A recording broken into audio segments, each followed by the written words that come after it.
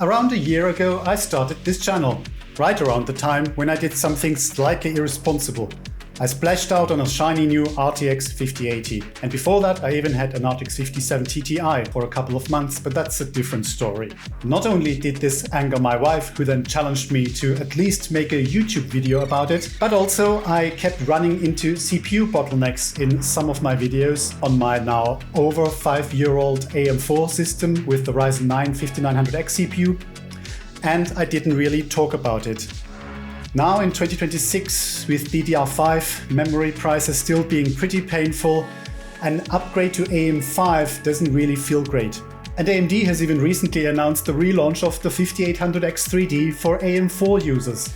So I'm pretty sure I'm not the only one who wanted to just upgrade the GPU and hold on to the rest of the system. So today we're going to answer the real question: how much of a deal breaker are those CPU bottlenecks actually in 2026? When pairing something like the RTX 5080 with something like a Ryzen 9 5900X without 3D V-cache.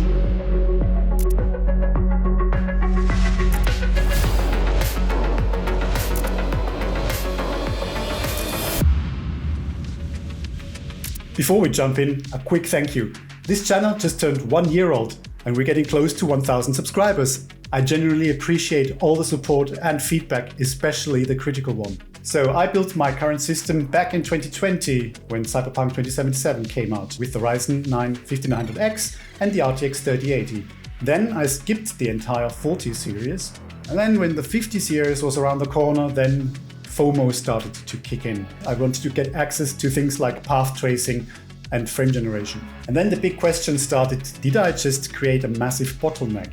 First of all, bottlenecks are always present, even on a 9800X 3D. That one just closes the gap a lot more. So in my case, a CPU bottleneck happens when the CPU cannot feed the GPU frames quickly enough, and then the GPU is waiting around for the CPU to feed it its frames to generate. So on my performance overlay, the thing that we always want to be looking at is the GPU utilization and not the CPU utilization. That one is almost always inconclusive, especially on a 12-core CPU. That's not being fully utilized by games anyway. And the rough guide for me is anything below 85 or 90% GPU utilization is a clear CPU bottleneck. But, and that's very important, the bottleneck is not always the CPU's fault. Because even on the more recent gaming CPUs like the 7800X3D or the 9800X3D, you still have bottlenecks in some games that are poorly optimized. Famous examples are the terrible PC port of Spider-Man 2, as well as Star Wars Jedi Survivor, at least when we run around in this village. So just to reiterate, a CPU bottleneck is not always something that you can fix with money by buying a better CPU.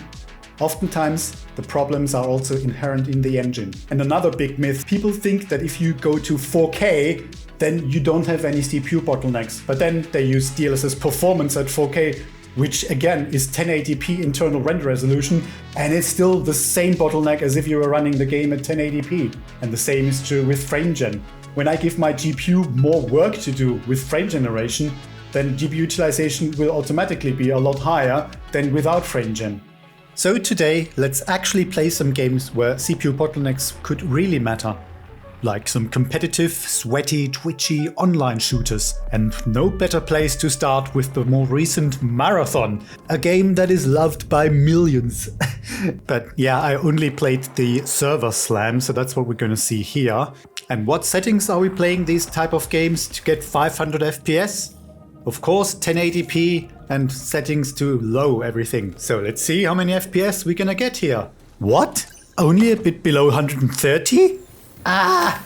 What's that GPU utilization doing at 25%? Okay, I've obviously exaggerated massively by choosing this unrealistic scenario for myself, just to demonstrate the point how insane a CPU bottleneck can be. Let's give the GPU a bit more work to do by setting a more realistic setting of 1440p ultrawide and maxed out graphics settings, going into dire march hoping that this is the more graphically demanding level. Ooh, shit!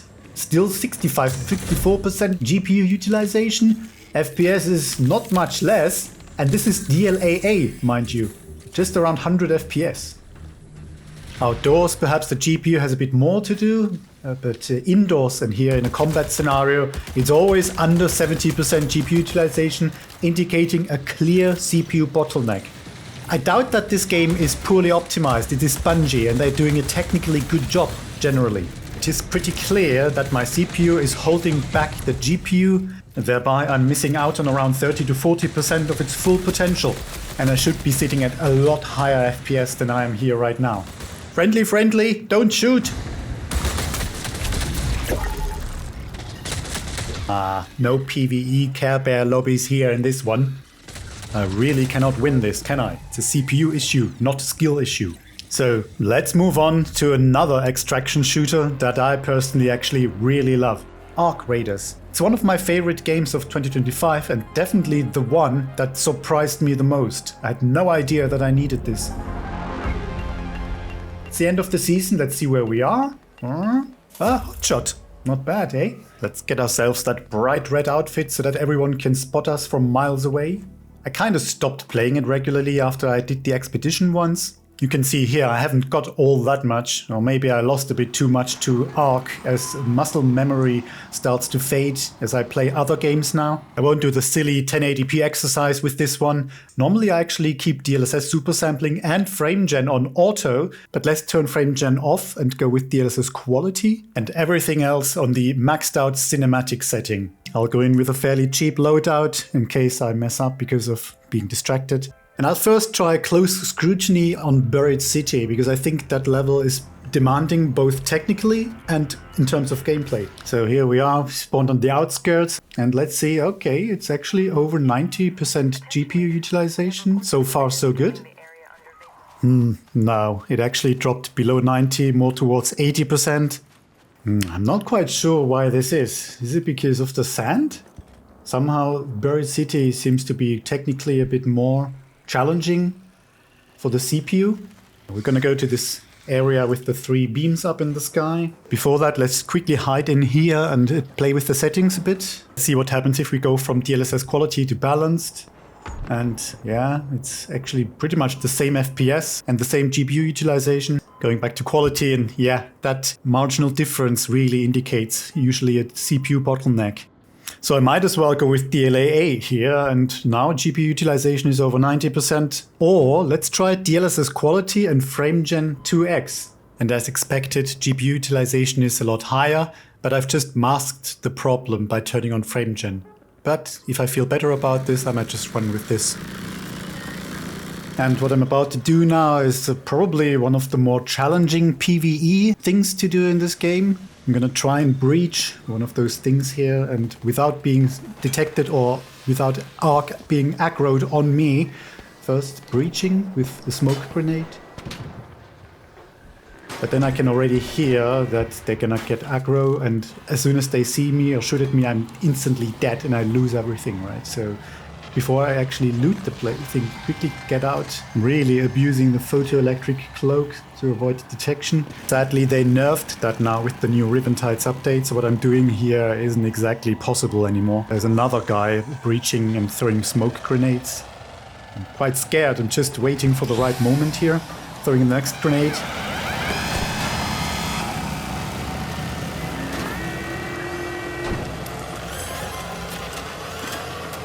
Sadly, no blueprint, and now I need to really quickly get the hell out of here.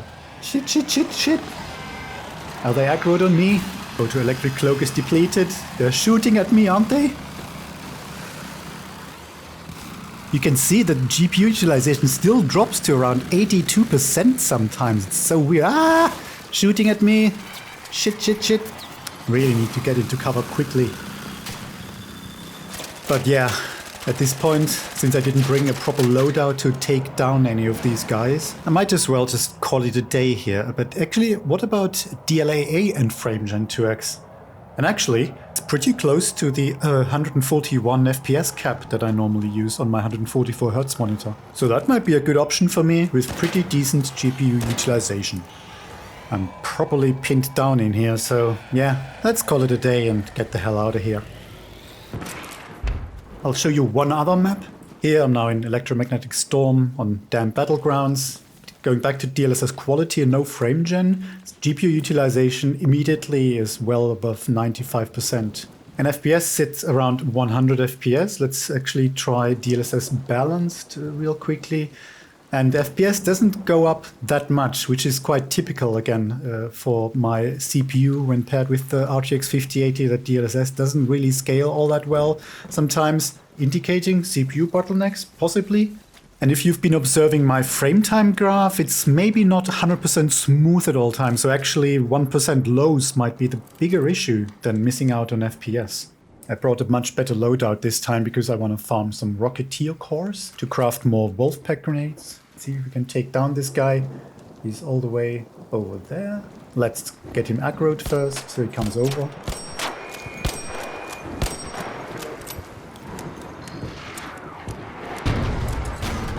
There's another guy here. Hello, hello. And now that I'm watching the footage back, I can actually see GPU utilization intermittently drop below 90%. Right here when the rocket detonated. Is it game breaking? Probably not. Now they've aggroed the other player and he's using either a showstopper or probably a WASP core to disable that Rocketeer. I've switched back to DLSS quality and FrameGen 2x, my preferred setting, I would say. Turns out this guy made the Rocketeer flip over and he's just lying there and he didn't even finish him off, just ran away. Well, thanks very much. It's mine then.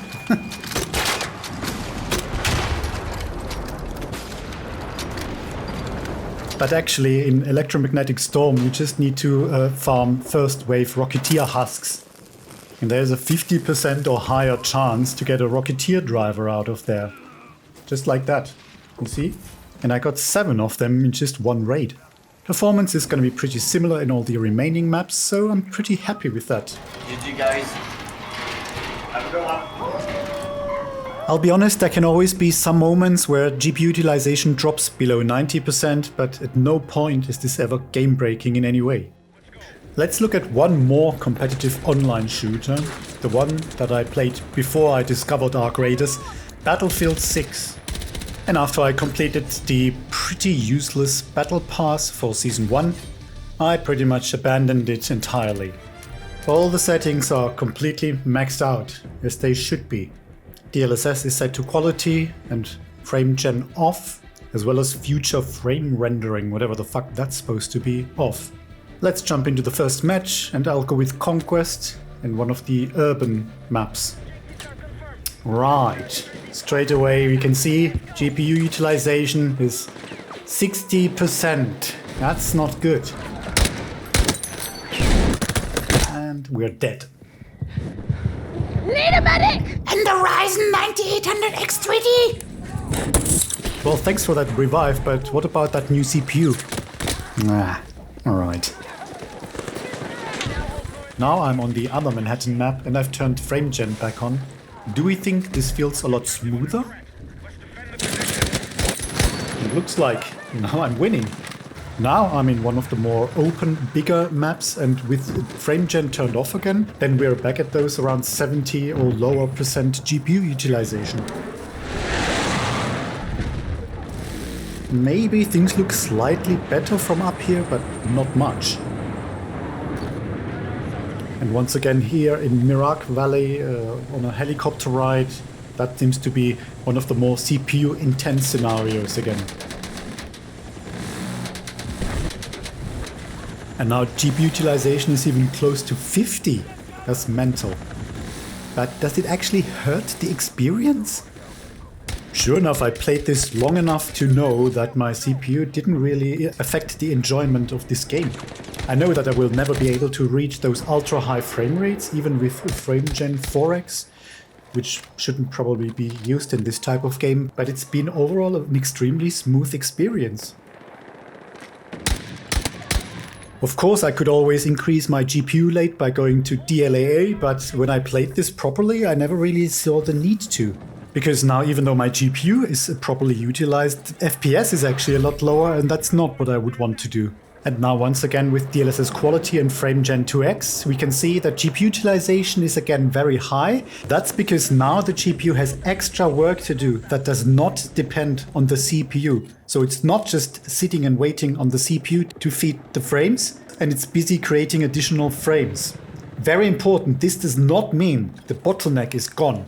No, I have simply masked that bottleneck by giving the GPU something else to do. So tell me in the comments what you think of my Battlefield 6 performance. Is the CPU really holding me back from winning, or is it really a skill issue?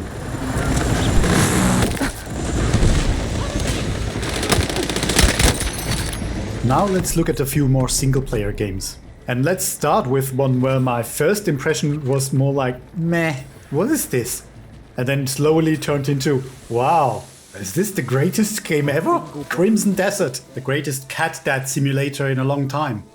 So at fully maxed out settings with ray tracing on and ray reconstruction, I'm playing this with DLSS balanced. And don't get hung up that it says DLSS 4.0 here, because it doesn't matter with ray reconstruction. So to check whether I'm CPU bottlenecked in this game, I'm gonna go into this densely populated area here in one of the starting areas in Hernand. I'm just going to run around here for a little while to see what the GPU utilization says, and it is very, very high at around 97%. And remember, this is DLSS balanced, so with this slightly more aggressive upscaling, I'd be more likely to run into CPU bottlenecks, alas, I'm definitely not here. And you can also see on my frame time graph that FrameGen is definitely off. I'm also not hiding any potential CPU bottlenecks. And what happens if I drop from balanced down to performance? Well, GPU utilization maybe is not consistently as high, but I've gone from around 55 FPS up to over 70. I don't think that's what I want to do with this already noisier looking game. And now if I increase this to DLSS quality, you can see that my FPS is, it's barely crossing 50, and that's a bit too low for me to turn on frame generation. So my sweet spot would be DLSS balanced with FrameGen 2X in this game. Now, if you excuse me, I'm going to take a quick break from all of this. Just going to stand over here to catch my breath. If you want to talk, find a priest. What do you mean I should talk to someone? That is the therapy. Enough with this already. I'll now go to more of a late game area that has all these flying metal bugs and contraptions and do a bit of a combat scene.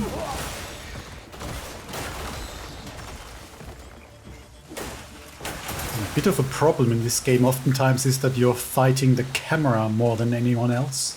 Looks like I've turned multi-frame generation 3x on for this scene.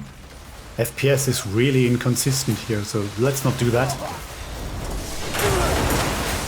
Now I went back and turned it off again, and also a bit more destruction with flame element. This is absolutely ridiculous, this build. It looks like I'm hurting myself more than the enemy.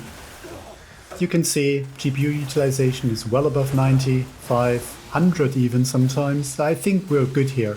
This is what I'm running at the moment, literally the best Abyss gear on my Darkbringer sword. Turning slash damage boost on the helmet. Then on the gloves, both of the flame imbuement. And on the boots, 2 times movement speed 3, so he runs almost faster than a horse. I think that's about as endgame as a build can be. It's utterly ridiculous, and that's what I love about this game, that the developer just lets you do whatever the fuck you want. You want to build this ludicrously overpowered but stamina draining weapon? Yeah, go ahead. And just look at that view. I mean, come on, don't you want to explore all of that? I will now briefly go through a few more games that I played within the last 12 months, since having the 5080 basically.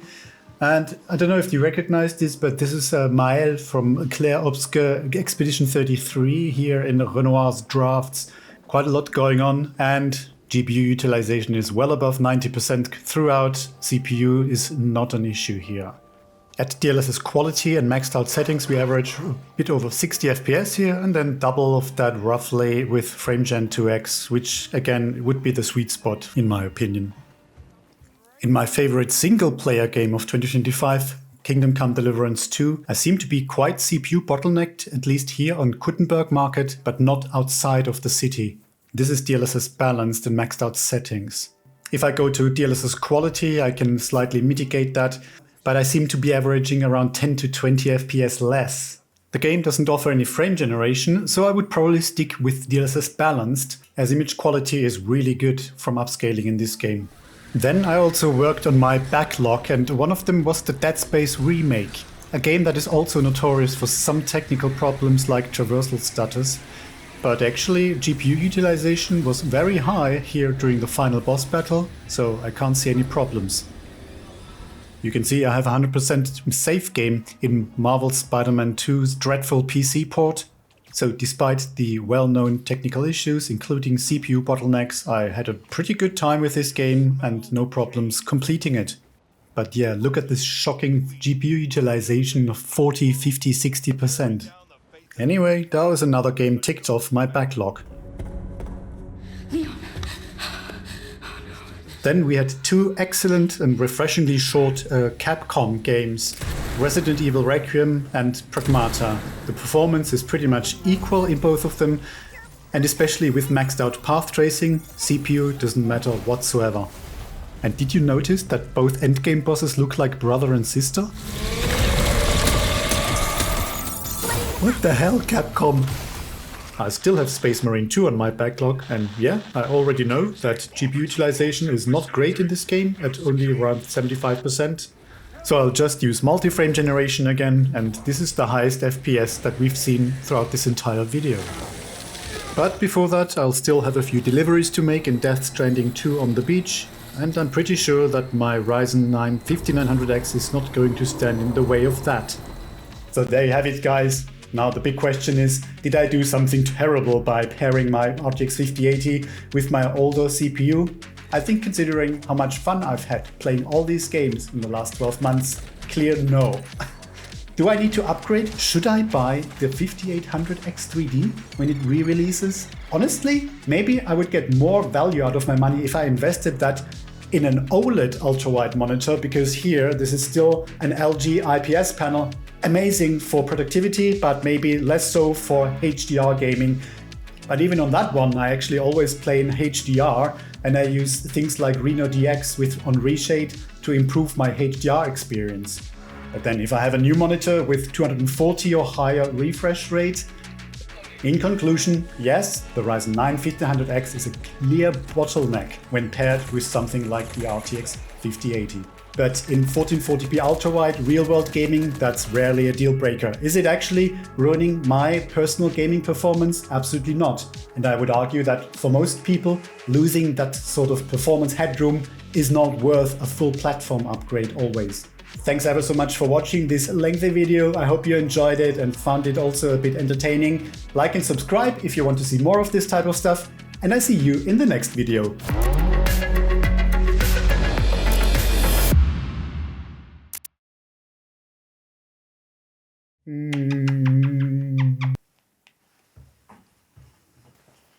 Was soll das?